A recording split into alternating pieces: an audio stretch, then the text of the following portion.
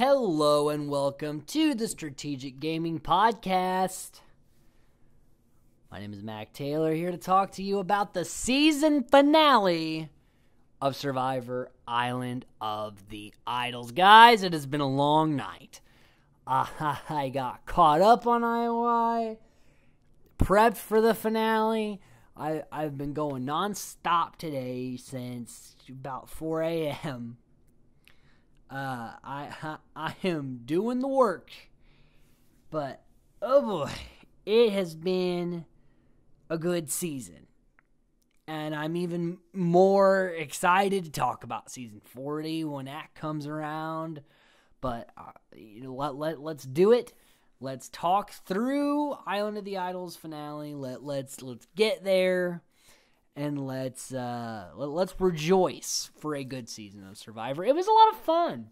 And it's the first season I covered as it aired on my channel, you know. I've come a long way in a year. So it's really is fun for me. I'm exhausted, but this is going to be so much fun. I'm going to try to have this online. You know, it'll probably be around midnight-ish because I want it to be online as you guys go to work in the morning, hopefully.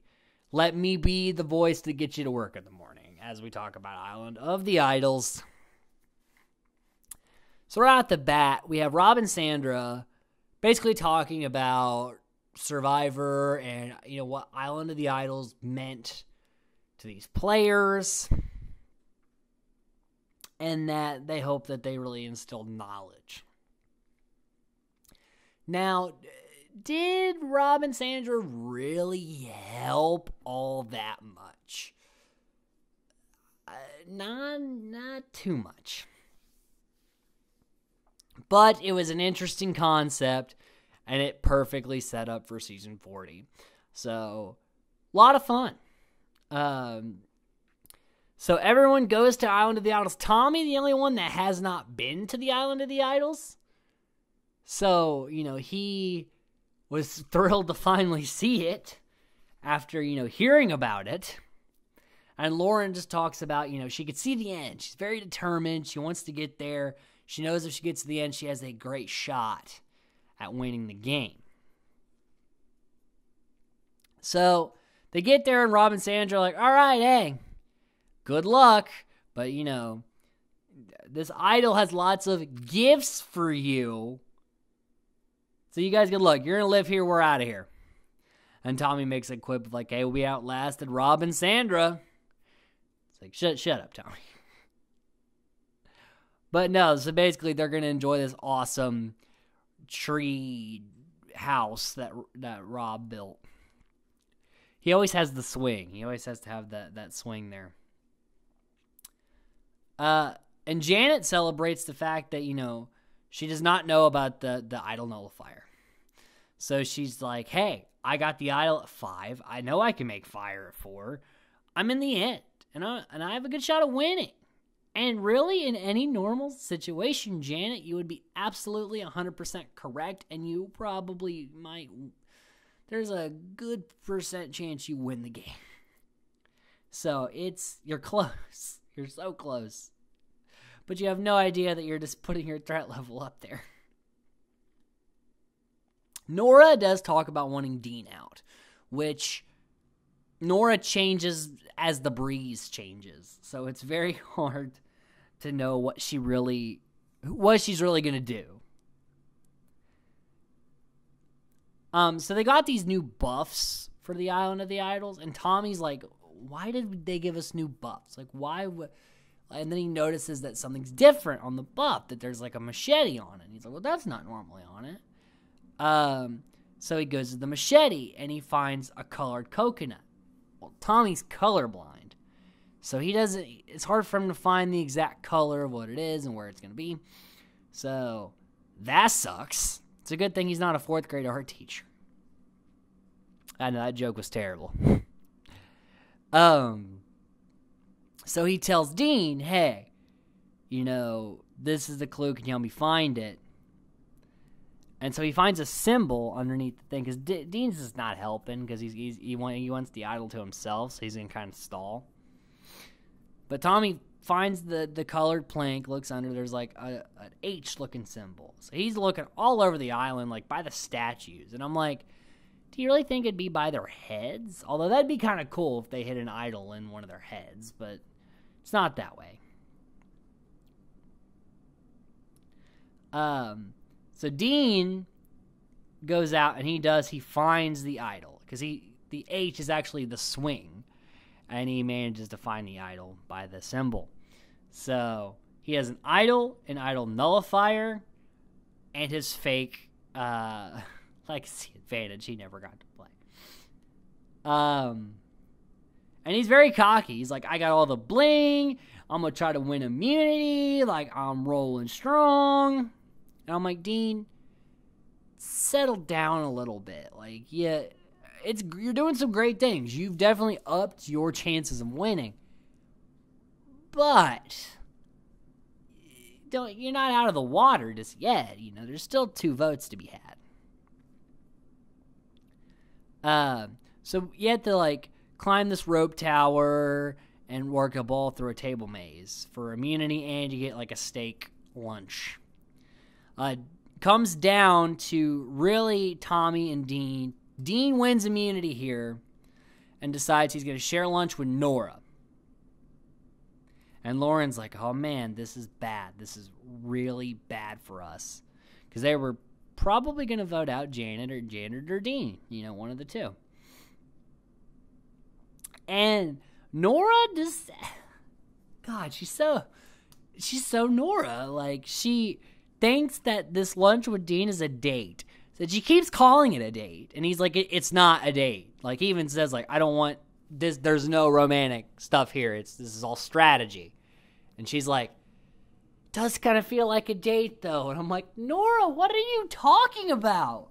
It's not a date. Like, it's so crazy that you think that. But again, that's so Nora. So Janet's the target, and she has no idea about the nullifier. And Janet's talking to Tommy, like, put all the votes on me. You know, I'll play my idol. I'll vote for Lauren. Lauren goes out, and, you know what? The blood's not on your hands. And Tommy's like, yeah, but you also get to make a move. And so Tommy's like, yeah, we're going to do that, Janet. Tommy and the mommy. And Dean's talking about, like, well, you know, I could just let Janet play her idol and let Lauren go out. That I kind of want Lauren out. And Tommy's like, no, we should take out Janet. She's better at fire. Let's take out Janet, then Lauren, which actually Tommy is correct. If unless you're Janet, then you don't want Tommy to talk about this, because Janet will win that fire immunity. Janet is a boss at fire making. So, you know, don't pass up probably the only chance you're gonna have to take her out.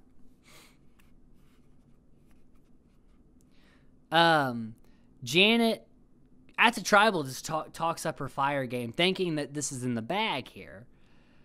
So they vote, and she plays the idol, but Dean played that idol nullifier, and Janet immediately is like, crap. And she looks at Tommy like, you got me. You did this. So by a vote of 4-1, Janet is voted out in 5th place. My girl, Janet. How lovely was this lady? I mean, truly. She played a hell of a game. Again, in my preseason prediction, I thought she was going to be like the first person out, and she was such a strong, probably was one of the biggest threats in the game. Janet was awesome. I loved Janet, and it was a pleasure to have her play this game. So she's out, and Dean starts practicing fire because he's not good at fire at all. And Tommy, he's telling Nora, like, look, I suck at fire. I've never made fire. And really, he actually is pretty good at fire. And Nora's relishing all the attention. She's like, oh my God, everyone's talking to me. Everyone likes me. This is awesome. So you have to, like, balance the word blocks immunity. And Nora actually wins immunity here. Nora, of all people, wins immunity. She got her third one of the season. And she's really riding a high. She is like, oh my gosh, I get to pick who makes fire, and I get to, really make my case for the end. And I'm like, Nora, girl, you're great, but you don't have a snowball's chance in hell. You're not winning this game. You'll be lucky if you get a single vote, and you probably won't. Like it's not looking great for you. And so she's like, all right, I'm going to say my piece and I'm going to tell you guys who's making fire. And it seems like you would just say, like, this is why I'm my decision and this is why I'm making it. It becomes like her talking individually about them. And this is edited down. It's still long as shit. But, like, Nora's just going like, Lauren, you're my number one. I love you. You're my best friend. Anytime I'm with you, I'm like, Lauren, I got my Lauren time. It's awesome. Tommy, you're so sweet. You're so loyal. You got me where I am. I appreciate that. And Dean, we had that date, and that was pretty great. And he's like, it's not a date. And she's like, yeah, it's fine, but, I really appreciate it. And that, you're a really strong competitor, and I think you're pretty good at fire. And Lauren, you're a pretty good threat, so I think I'm going to have to make you make fire.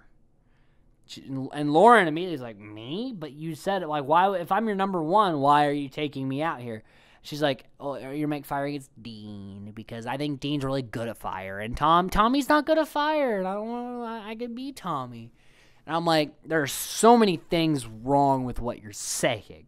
One, you cannot beat Tommy, but he has convinced you that you can, which just proves how good of a player he is. Because he's great at fire and Dean is not. So it's flipped, actually. Got the wrong idea. You're so wrong. I mean, Lauren is a threat.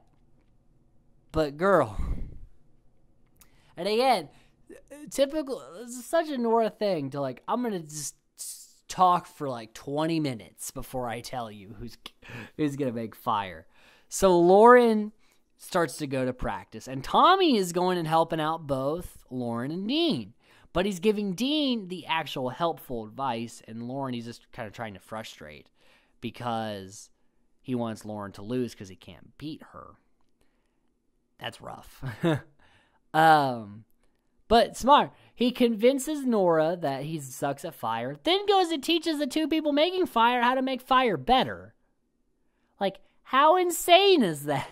And Nora still doesn't know. She still has no clue. Oh, man. Tommy is fantastic. And Lauren and Nora get into it about, like, Lauren's like, I don't know why you put me here. And Nora's like, if you don't like what I'm doing, then I'll just take away your machetes. And she's like, that's a crazy thing to say. You're an insane person. Oh, my God. That was a wonderful little tiff right before Tribal. And so it's pretty much all laid out on the table. Lauren and Dean going to be making the fire. And it's Lauren just cannot she can't build a teepee. She can't stack it up. She's like trying to just like put, it was a bad fire strategy, but I'm sure she was nervous as all hell. But Dean wins, Lauren out at 4, the last person to be voted out. So sad to see Lauren go. She played such an amazing game all the way back at the Molly vote when it was supposed to be ironically, it was supposed to be Nora. And Lauren was like, nope, I got to get one of the 3 power players in Vokai out. This is my chance. We're voting Molly. And how amazing it was to see her then come from there and being well with the girls, and then Tommy, and then the Vokai Strong, and doing all the mix and matching, and she's still, Lauren was never in any danger until literally this vote right here. Any other time, someone was going to take out Tommy before her. She played so well, and she said, I want to play again, and I said, Lauren, I hope you play again. If they bring back 2 people, it'd be you and Elaine. I hope to see Lauren play again. She's fantastic. And so we get to the jury questions. And, it's a whole lot, so much. So, they basically ask about, like, what was your strategy? And Nora speaks a bunch of crazy nonsense words to sum it up is, I have no strategy, I play on my emotions. Dean says, I lay low, I'm DK chilling. And Tommy's like, look, this is a difficult game. I had to cross, a lot of lines, lie, cheat, and steal. I knew I was going to have to do that coming out here.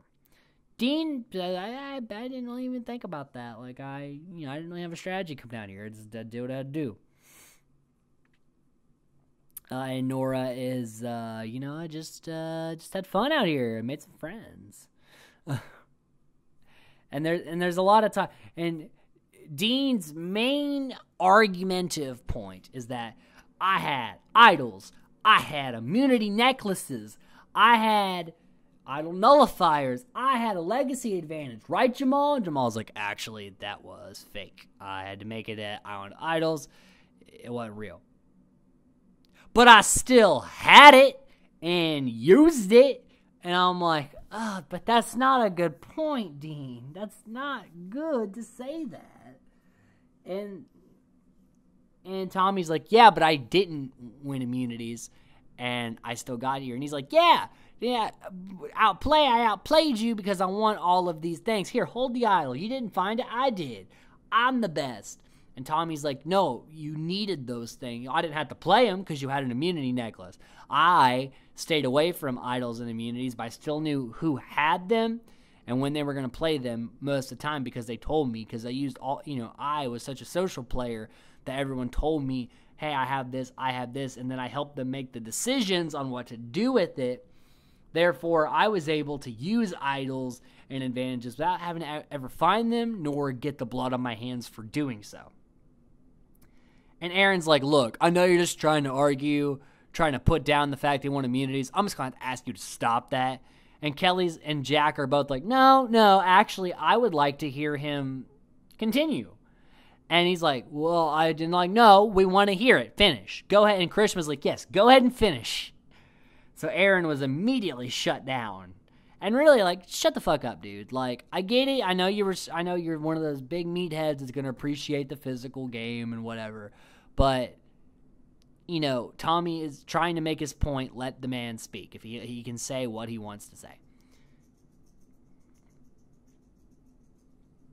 So it's funny how quickly Kelly and Jack and, most of the jury shut that shit down. With Aaron and Missy both trying to kind of take it over. And Missy kind of plays up Dean, but Tommy has a pretty solid, and even Kelly was like, you were close to Lauren, but didn't you kind of throw her under the bus? And same thing with Janet. And he's like, yeah, that was something I knew I had to do. I was never going to bully anybody. That was my line. I didn't cross that line, but I was going to be able to lie and cheat and all that because that's how I outplayed you guys. I didn't have to win, I didn't have to physically outplay you. I mentally outplayed you. Outplay has a very broad definition.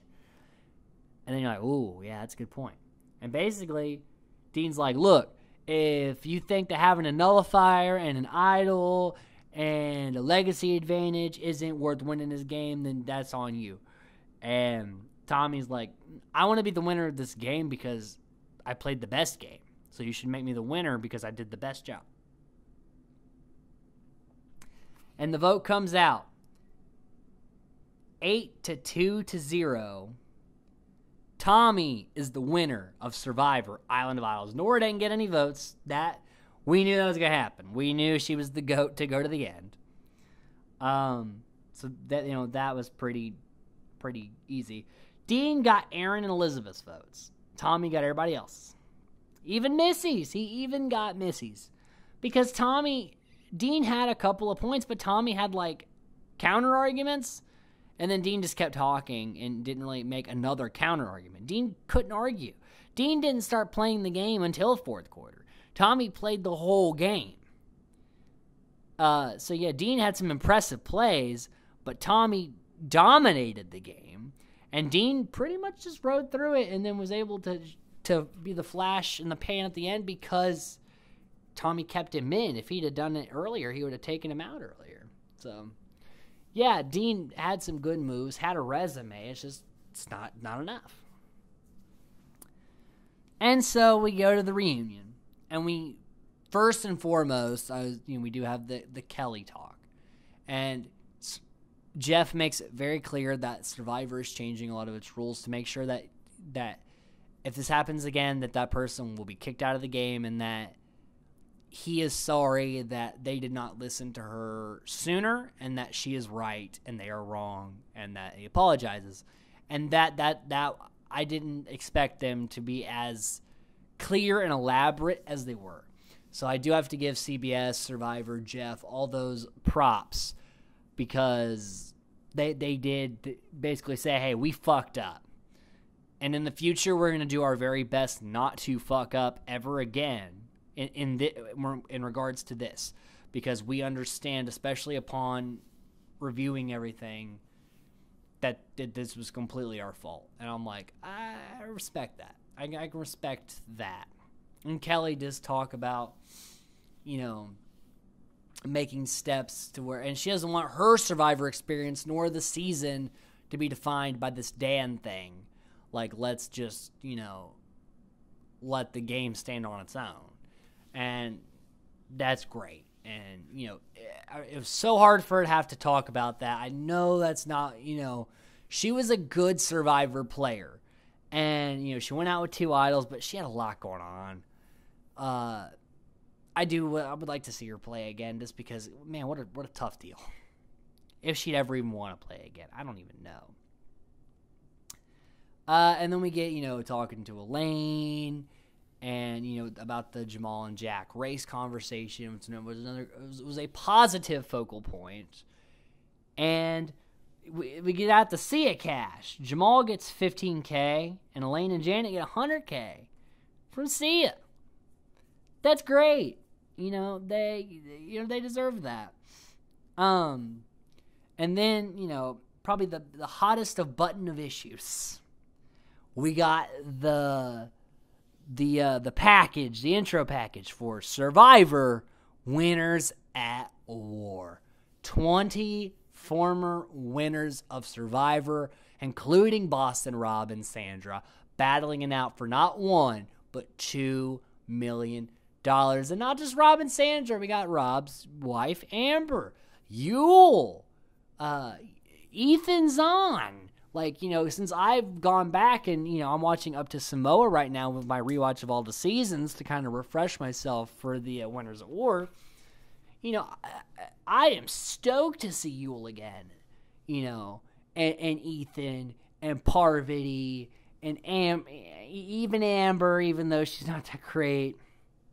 Rob and Sandra, and the people to see for later seasons, the Tonys, the Sarahs, the Nicks, the Tysons. This is gonna be amazing. The Sophies. This is gonna be an amazing game, and I am so excited that I'm gonna be able to to be covering this on my channel and talk about all the intricacies of the game. I'm so excited, guys. This is going to be a wonderful season. What a way. Survivor knows how to celebrate its milestones. 10 years they did Heroes vs. Villains. 20 years they do Winners of War. Big Brother, you guys haven't really done a good milestone thing, You really owe your fan base to give us another All-Stars, because Survivor brings that shit. And with that, guys, that's it. It's over. Island of Idols is over. As far as, current season coverage, I'll see you guys again for Big Brother Canada. And Survivor Winners at War. So, yeah, I'll be covering Big Brother Canada this year. But that's a couple months away, so there's some... I still will be, doing my... season overviews of the past Survivor seasons. I'm currently, editing my way through Pearl Islands, But, recording-wise, I'm about to record the Fiji podcast. So, and watching-wise, I'm about to watch Heroes vs. Villains. So, so much Survivor still for me to talk about, but at least, weekly concurrency, I can breathe a little bit knowing that there's not something on every, once a week, and it's just piling up. And so, fantastic season. I better do my Survivor awards. I'll just get it out of the way. The worst player, my least favorite player. Worst game, I'm gonna give it to Nora. I loved her to death. She's fantastic, but she's all over the goddamn place with her emotions. This is not a gameplay to have. I mean, she won 3 immunities, still didn't get a goddamn vote. That should prove to Aaron why physicality doesn't matter. My least favorite player, as far as personality-wise go, it's Dan. He's a human piece of garbage, and there's a reason why he was taken out of the game and banned from the reunion. Because fuck him. That's why. My favorite player is gonna go to a duo of Lauren and Janet. I loved both of them so very much. They're going to get my favorite player. And for the best game, it's also a duos with Tommy and Lauren. They made a lot of their decisions together. I think Lauren may even be a step above, but I'm going to give it to Tommy and Lauren. We had a great winner this year with Tommy. So, I think it just does better than Chris Underwood. Nothing against Chris Underwood. It's just the fact that which Edge of Extinction will be with Winners at War, and it's the only thing I'm not excited about. I wish it was just a straight up, even Redemption Island, I would find to be better than Edge of Extinction. But even if like a Chris Underwood situation arises as winners, or they're past winners, not new players. So I feel like it's you can give a little bit of reprieve. So with that, guys, thanks for listening. It's been a wonderful experience to talk about this game. Until BB Can 8, I'm Mac Taylor. See you soon.